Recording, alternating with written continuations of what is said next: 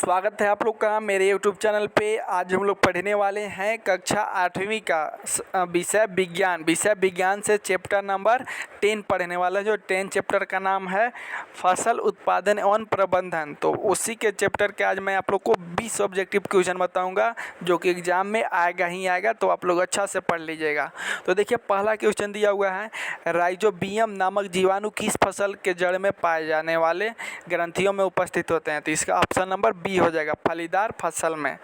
इसके बाद अगला क्वेश्चन आता है, स्वपोषी का उदाहरण है। तो इसमें से स्वपोषी का उदाहरण कौन है? तो इसमें आम का पौधा जो है स्वपोषी का उदाहरण है। इसके बाद आता है खरीफ फसल का उदाहरण है। तो खरीफ फसल का कौन उदाहरण है? तो इसका ऑप्शन नंबर सी हो जाएगा, धान जो है खरीफ फसल के उदाहरण है।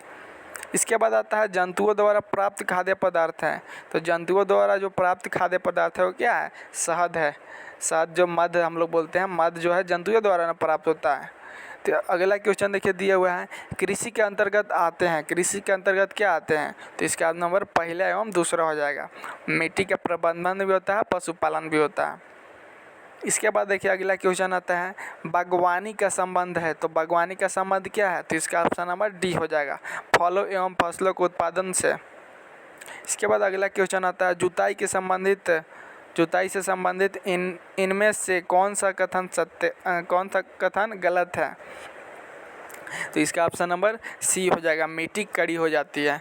क्या जुताई के समय मिट्टी कड़ी हो जाती है? नहीं। तो इसका ऑप्शन नंबर सी जो है गलत है। इसके बाद आता है, भूसे से अनाज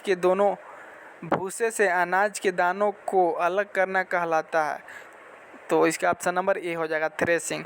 आप लोग देखे होंगे गेहूं वगैरह जब थ्रेसिंग में डालते हैं तो क्या होता है, उस समय भूसा अलग हो जाता है और दाना जो होता है अलग हो जाता है। इसके बाद आता है, पौधों तथा जंतुओं के अपशिष्टों के अपघटन के पश्चात प्राप्त पदार्थ को कहा जाता है। तो इसका ऑप्शन नंबर बी हो जाएगा, यानी कि खाद बोलते हैं उसको। इसके बाद आता है अगला क्वेश्चन, फसल खराब करने वाले कीटों के नियंत्रण का जैविक तरीका कौन सा है? तो इसका ऑप्शन नंबर बी हो जाएगा, अन्य जीवों का प्रयोग जो इन कीटों को खाते हैं। इसके बाद अगला क्वेश्चन देखिए आता है, फसल कटाई के साथ साथ दौनी भी करने के लिए आप किस मशीन का प्रयोग करेंगे? तो इसका ऑप्शन नंबर डी हो जाएगा, कंबाइन। कंबाइन एक मशीन है, जैसे पहले हम लोग दौरी करते थे ना बैल से, तो यहाँ पे एक मशीन द्वारा आ गया, उससे कर सकते हैं आप लोग। इसके बाद अगला क्वेश्चन आता है, खरपतवार हटाने हेतु आप इनमें से किस रसायन का प्रयोग करेंगे? तो इसका ऑप्शन नंबर बी हो जाएगा, MCPA एक रसायन है, इससे हम लोग खरपतवार हटा सकते हैं। इसके बाद आता है नेक्स्ट क्वेश्चन, इनमें से कौन मिट्टी की उर्वरता कायम रखने का तरीका नहीं है? तो इसका ऑप्शन नंबर सी हो जाएगा, भूमि को परती छोड़ना।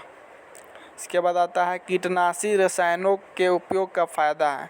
तो कीटनाशी रसायनों का उपयोग का फ़ायदा है फसल उत्पादन में वृद्धि के लिए। तो इसका ऑप्शन नंबर ए हो जाएगा। इसके बाद देखिए लास्ट क्वेश्चन है, वायुमंडलीय नाइट्रोजन का नाइट्रेट में बदलने की प्रक्रिया को क्या कहते हैं? तो इसका ऑप्शन नंबर सी हो जाएगा, नाइट्रोजन स्थिरीकरण कहते हैं। तो आज के लिए इतना ही दोस्तों, मिलते हैं एक नए वीडियो में। अगर आप लोग मेरे यूट्यूब चैनल को सब्सक्राइब नहीं किए हैं तो जल्दी से सब्सक्राइब कर लीजिए, बेल आइकन को प्रेस कर लीजिए और अपने दोस्तों के पास शेयर ज़रूर कीजिएगा।